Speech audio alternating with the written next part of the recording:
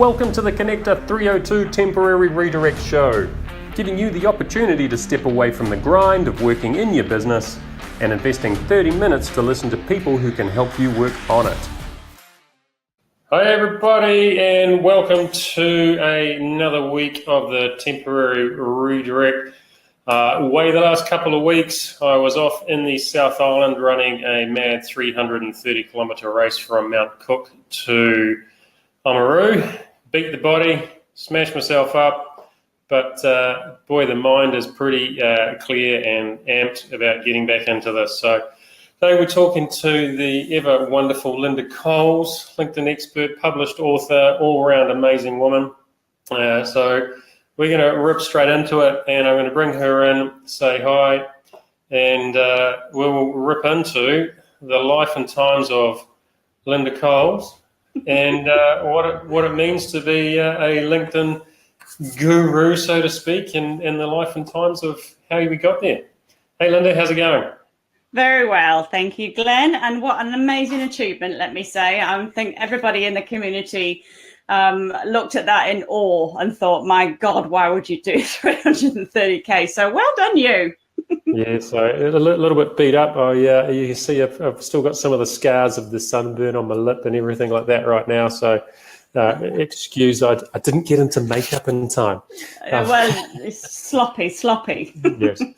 Oh, everything like that. So, hey, look, you have done a hell of a lot in your short life. And short life? Yes, I've been around half a century, Glenn. Shh, don't tell everyone. You don't look that old. So a lot of us, even I knew of you before I knew you. So give us a little bit of background. You've been around a long time. You've got a funny accent. Tell us the short and sharp life history of Linda Coles.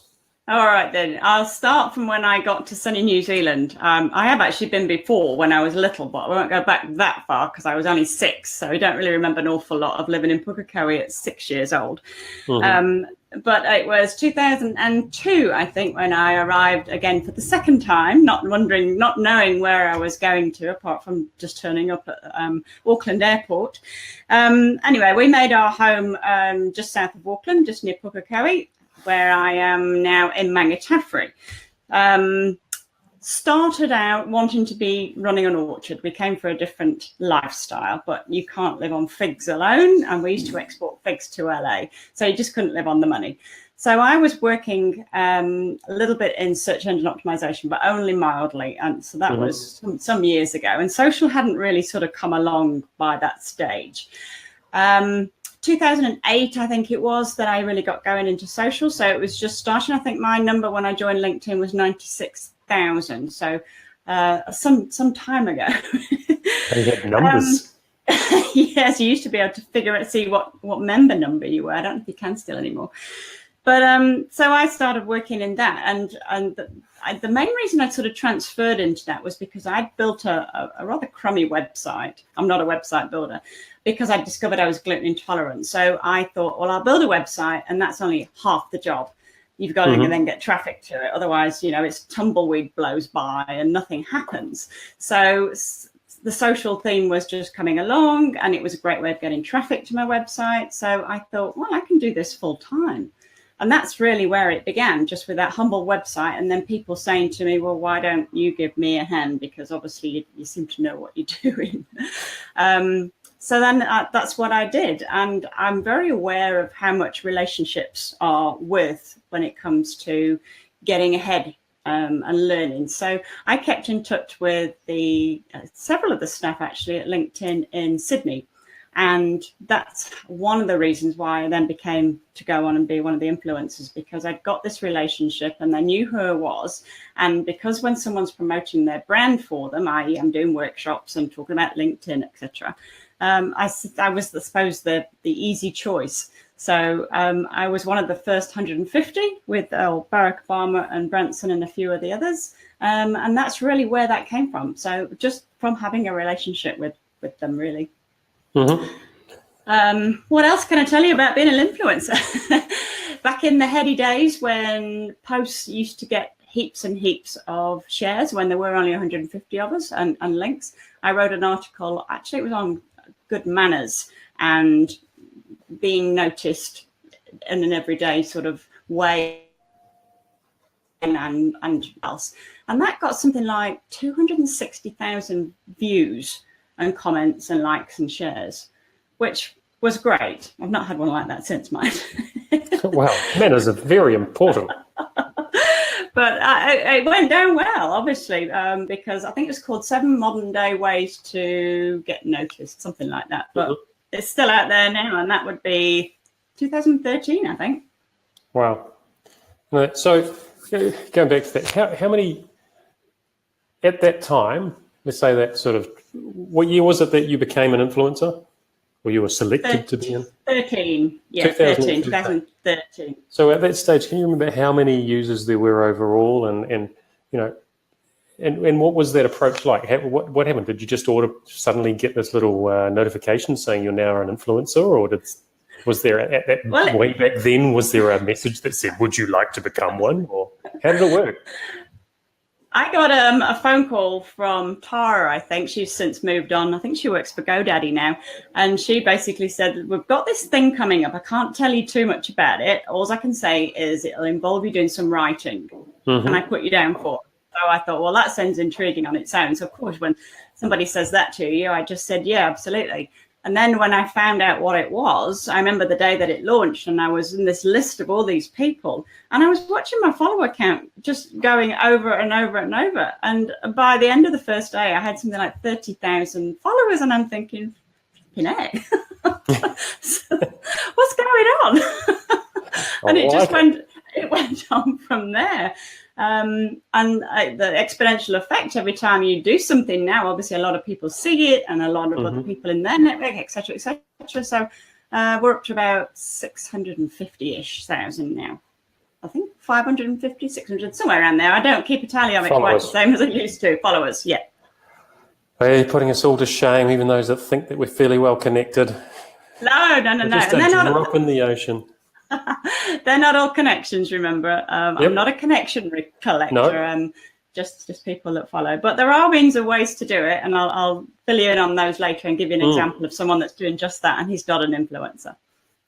Yeah, for sure. So just all those people that are watching, if you are watching live and you've got a question, sing out, type it in. Vaughan Winiata, am I in a helicopter? No, I'm not in a helicopter. I do like the helicopter headphones that I've got on today, but just conscious they're around some of the quality of the sound that we've had of late and connections. So I got my big mic. Wait, that one. You got to keep on trying all these new things to make sure that your experience is much better than mine. Anyway, so if you're on live and you've got a question, type in live and then the question. If you're following it on the replay, make sure that you do put replay in. So then if there are any questions after the interview, we can differentiate between them and follow up and answer those questions as we come through. So that's the live story. So that must have then led to some of these opportunities in and around TV and being the go-to expert and things like that. So tell us a little bit about that. Yeah, and I wouldn't say I cheated, but I just thought I'll do something like what other people that want to get on the TV do. So I recruited a PR agency a long time ago.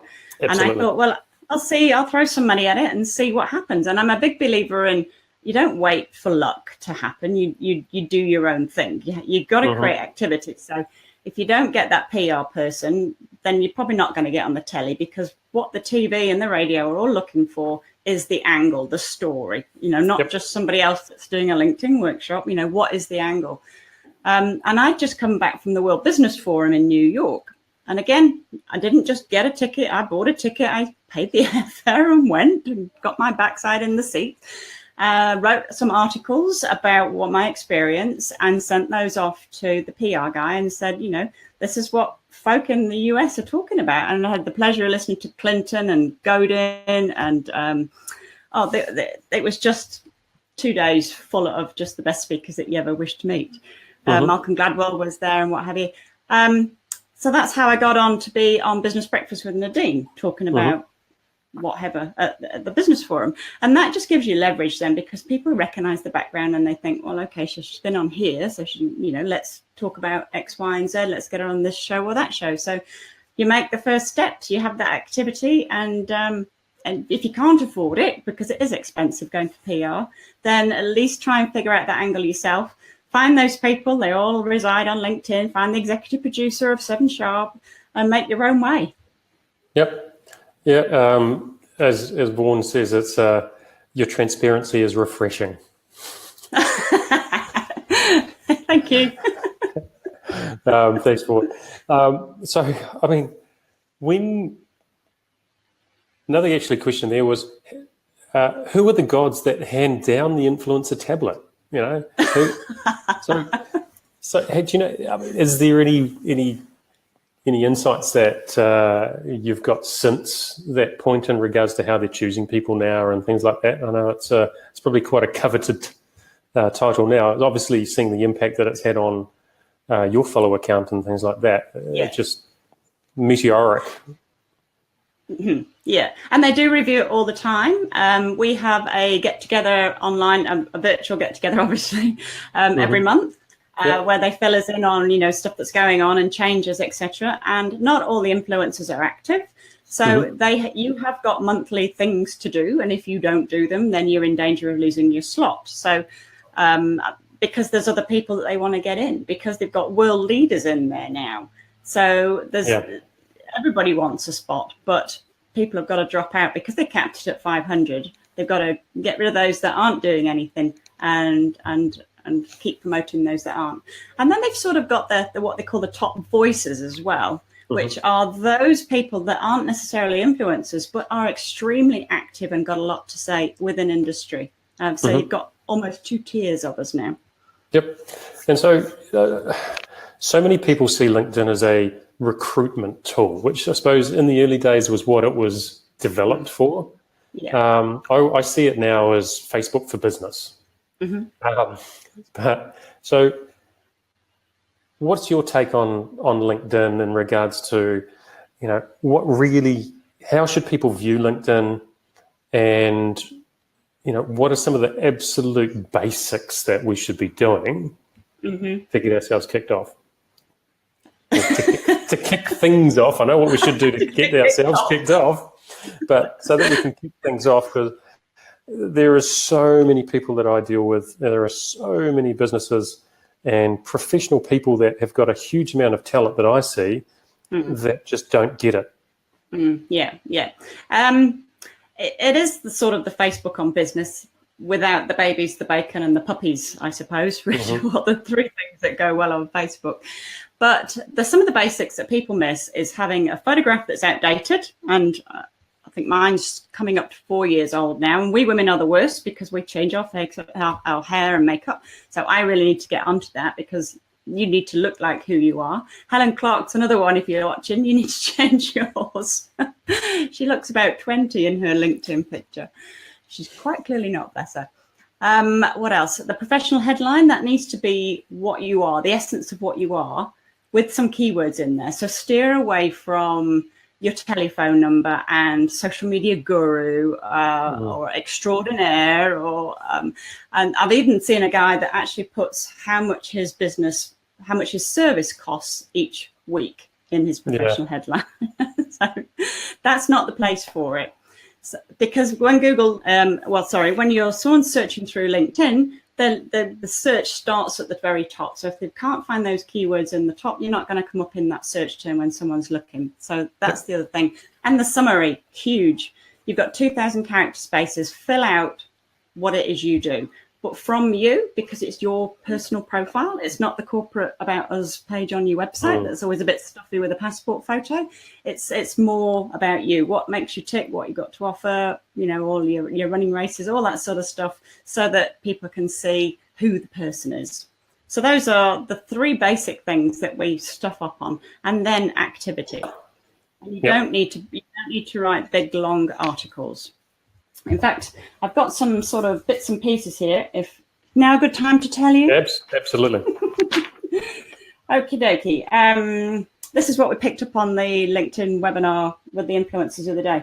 something I didn't realize, articles get views and are registered on clicks, but posts get, Posts get impressions, even though they're called views. So when you write an article and it's got something like, I don't know, 1,000 clicks, that means 1,000 people have actually physically clicked on that article and have probably read it, you would hope. If you see 1,000 in your news feed, something you just posted, maybe you've just put a picture up of your webinar or whatever, that is an impression. It's not someone's actually clicked on it. So the two things are very different. Of engagement. Yes, that's absolutely right. So remember that, and articles are still getting the slight headway on that. So if you can write a full-length article rather than doing the post, you will get better figures, you will get better engagement, you'll get better clicks, views, impressions, etc. So in regards to, so let's say the LinkedIn algorithm, would it be fair to say that posts, it's the engagement stats, it's the comments and the shares that will help your post versus it is the clicks or the visits through to the article that will help that stay up in the feed? Yes, and they recognise, again, it's there for conversation, which is why now that the hashtags work on LinkedIn. They didn't always, but they do now, and that helps the algorithm decide, again, that word essence, what is it you're trying to say? So if you can put in a couple of hashtags, you don't need to do your 30, it's not Instagram, but just a couple of hashtags of what you're trying to say helps the algorithm find it and give it to those people that are interested in possibly in that subject. So use your hashtags. Video is getting better and more mainstream on LinkedIn. One thing I keep forgetting to do is shoot it horizontal. Shoot it do it landscape. Don't do it vertical, because then it fills the whole news feed. Otherwise you get that silly little thing down the side. Must remember that. And captioning will be coming automatically. Don't know how long, but should be coming. Fantastic. Have you got any other little tidbits from your sheets of paper there that you had with your notes? I interrupted you rudely before. No, you're right. Trending. I don't know if you've ever noticed, you've got on your app, and if you were in the States, well, you haven't got it on the app here, that's the whole point, but you've got it on the app in the States, you got it on desktop in the States, and that is a trending area. So you can see what's going on in the news. Now, we haven't got that purely because there isn't enough resources in New Zealand for LinkedIn to have someone on the ground to collate it and see what's trending. So there's only journalists out there that want to contact LinkedIn and get that sorted. That'd be really handy, because then it gives you something that's topical, like maybe we're having the budget or something else that's going on that's topical here and now. I'll say shit and fuck. It'll make you sound a lot better. There we go. So it's handy to then comment and keep on with that commentary if you know what's trending. So we haven't got that, but yeah, it'll be a while before we do get trending on the desktop or on the app. And the last thing, which you probably may or may not know, the green dot when it comes to messages. You can see a green dot or a green dot with a white circle. The green dot means that person's active and now's a good time to send them a message. And the green dot with the white circle means they're actually just on their mobile. So they're active, but not fully active. Excellent. And this may be subjective, but your thoughts on how the new feature of video, native video in LinkedIn is it a good thing? Is it a bad thing? Is it going to end up being pork, puppies and bacon and all the, I think there's already a whole lot of warm, fuzzy bollocks that's being shared, as well as people like me that like to spout their mouth off occasionally and probably annoy everybody else. So, you always, I think, from my perspective, I like to add value. Video is a way, it's quick and easy for me to have an opinion. So what's your thoughts on video? Is it a good thing? Is it a bad thing? Is it subjective around how you use it?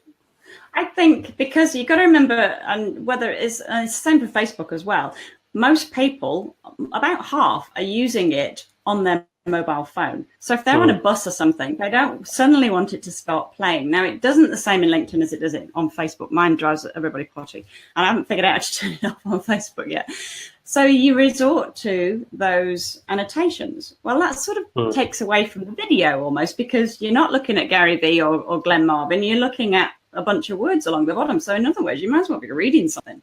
So I don't know how they're going to get away or around that. I think video is a good thing, but it does take a lot more prep. I mean, I've done a couple, and the first one I did, I got slated for my appearance. Oh. My hair was a mess. So you sort of put it off a little bit, because you sort of think, oh, excuse me, if that's really the thing that's important, not my message, that's the thing you're fixating on. And again, you know, you got to rely on someone being in the right place where they can turn the video on. They might be at work, might be on their desktop, can't just turn the video on. So I don't know whether it's going to work or not. I really don't. Is my honest answer. Yeah, look, I'm a fan of it. I personally, I hated it. Absolutely hated trying to think about what I was going to say and everything like that.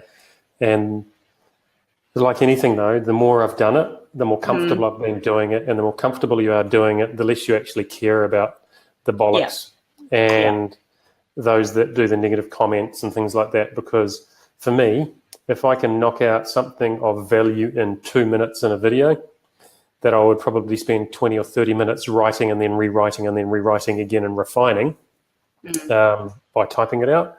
It makes it quick and easy for me, and I tend to get some fairly good reaction and, you know, commentary back and engagement back. So I'm a big fan, as much as I hate seeing myself and hearing myself.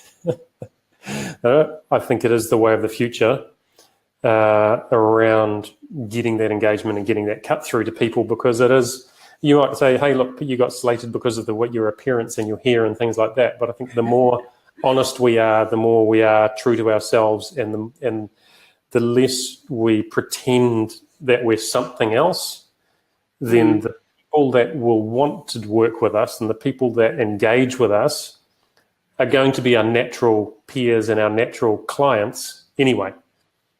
Yeah, and talking is much more natural than the written word, because you do try and perfect it. So actually just saying what's on your mind as you do, you know, it's part of you. Far too often. Anyway, yes, easier than the written word, I suppose, is a very good segue, because you've written how many business books now? Just last year came out number 4. I'm working on my 11th at the moment. So those are the cross genre. Yeah. So the four marketing books, and working on the 7th other. Yep. And so how was it? How the hell did you go through that? What made you decide to write that first book? I guess that's the natural sort of teachery bit inside me, that I'd been obviously working with social stuff. People were asking me what's going on, how can I make the most of it? Still do. I mean, you would think everybody now would know it, but they really don't. So I wrote a very basic book, a chapter on each platform, and included things like email and SEO and some other stuff as well, making your plan.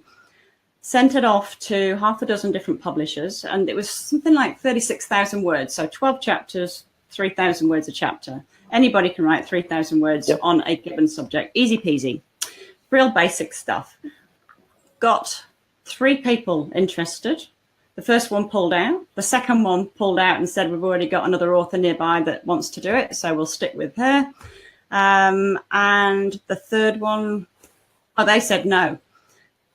Yeah, that's right. So I'd got 2 no. I can't remember now. I'm going to make this up. But anyway, I was down to nothing, put it that way. And I'd still got 1 to come back, and that was Wiley in Australia. And I was driving up Hobson Street one day, and the phone rang, and it was Lucy. And she said, we want to put it in the In 7 Days series, so which is a bit like the Dummy's Guide. Is that okay? Of course it's okay. It took me half a second to say yes. And then we decided, let's do it. So she sent a contract, and we started down that road. And then one of the ones that had said no came back and said, actually, can we now do it? We'll offer you twice as much money. And I thought, well, I've already started down the road now with Lucy, and they're a really nice team. And you said no earlier, so no, goodbye. gave me great pleasure.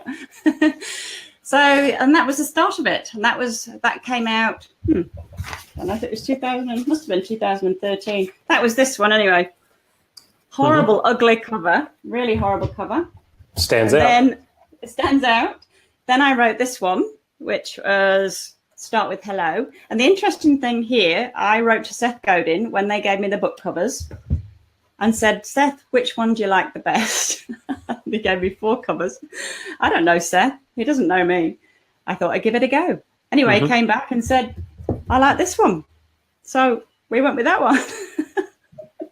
And it's a fantastic book as well, by the way. I do love that one. Do you? Oh, good.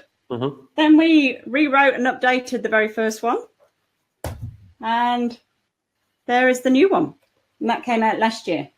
So that's all the businessy books. And then I delved into sort of stuff that we don't talk about, 50 Shades stuff under a different name. So I'm not even going to go there. And then I came back out as Linda Coles and started on thrillers and suspense. And that's where I'm working now. And you've done some self-publishing in that area, haven't you? Because a lot of it's e-books, yeah?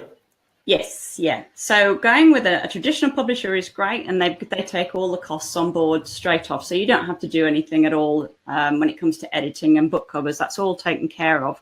But obviously you get 15% if you're lucky, which is bugger all. Yeah. Self-publishing, if you're doing it yourself, you've got all those costs up front. You need to spend a decent amount on your cover. Editing is so important with a copy editor, a proofreader, the back blurb, all these things add up. But you get 70% of the money. So the one thing that you need with both of them, though, is an audience. Because even with a traditional publisher, they are now looking at how big your audience is. So you've got to have thousands on Facebook or Twitter or whatever else, because that's part of it. And self-publishing, you need it even more, because that's your distribution. Oh, absolutely. I know even...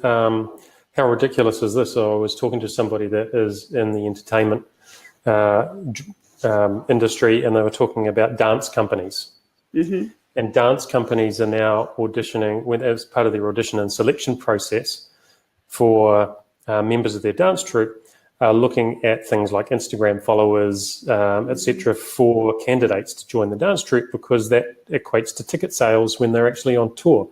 Yeah. So the greater the combined audience, the less they need to work, and the harder the less difficult it is to go out there and push and promote those sales, because they've got each of their own influencers within that dance troupe that can pretty much go out there and sell the tickets themselves just by pushing it out to their audience. Yeah, and it's the same if you're going for a sales job. You know, what's your connection base like? If you only got 12 on LinkedIn, you're probably not going to be the salesman that gets chosen. Absolutely. Well, so... finally, any tips for or words of advice or encouragement for anyone thinking about writing their first book, whether it's a business book, whether it's fiction, anything like that?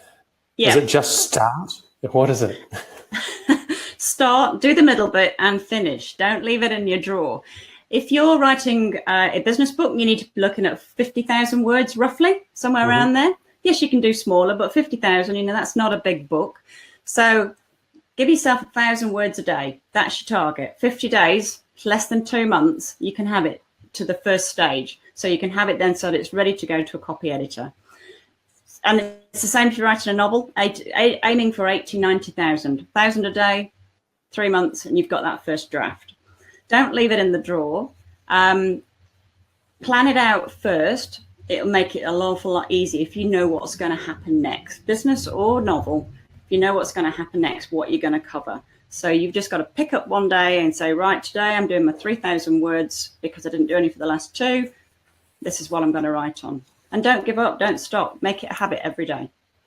Well, you're an inspiration, because I am the biggest procrastinator when it comes to this.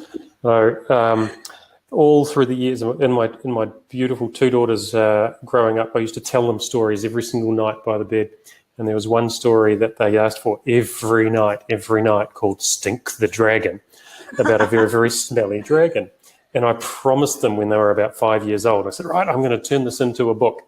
And every year, about 2 or 3 times a year, they say, oh, you still haven't written Stink the Dragon. I say, oh, I'll get to it one day. And now they're turning 16 in a couple of months. And do you think I've even started? No. So no. And yet you know the story well, don't you? We've just got to get it down on paper. Absolutely. Absolutely. So thank you for your time. It's been inspirational. Really looking forward to catching up next. And we will see you shortly. All right. Bye. Cheers, guys.